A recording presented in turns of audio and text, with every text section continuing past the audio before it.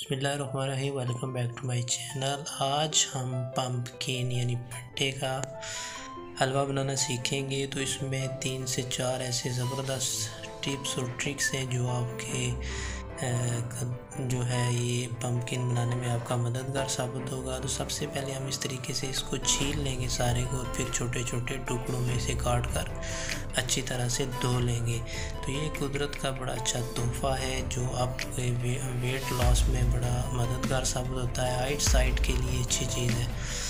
तो इसमें हम सबसे पहले इलायची का पाउडर है वो डाल देंगे, तकरीबन हाफ़ टी स्पून या 1 टीस्पून। उसके बाद सिर्फ 1 से 1.5 गिलास आपने इसमें पानी ऐड कर देना है।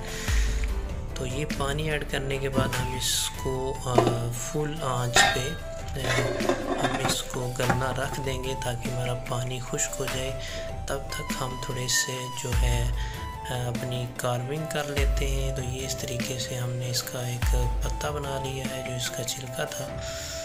तो यू कैन डू इट, आप भी बना सकते हैं। तो हमारे तकरीबन 20 से 25 मिनट हमारे गुजर चुके हैं। तो हम इसको देखते हैं, माशाल्लाह पानी इसका खुश्क हो चुका है। बाद लोग इसे क्रश करके बनाते हैं, वो भी एक अच्छा तरीका है, लेकिन ये उससे बड़ा इजी है।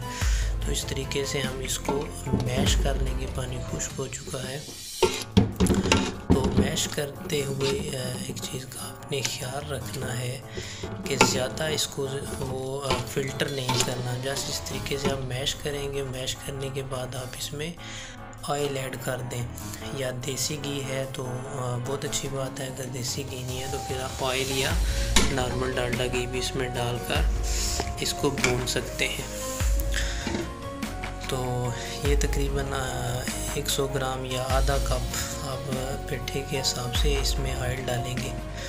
तो ये डाल के हमने इसको अच्छे से भून लेना है ताकि इसका जो कलर है वो यहाँ पे हम लोग गलती करते हैं कि इसमें चीनी भी उसी वक्त डाल देते हैं, जिसकी वजह से हलवे का कलर जो है वो काला हो जाता है। तो आप चीनी या शक्कर बिल्कुल एंड पर ऐड करें। तकरीबन आधा कप हमने इसमें शक्कर ऐड किया क्योंकि इसका जो हलवे का टेस्ट है वो भी थोड़ा मीठा था।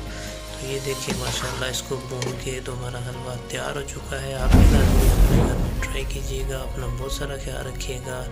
मिलते हैं नेक्स्ट रेसिपी में, तब तक के लिए अल्लाह हाफ़िज़।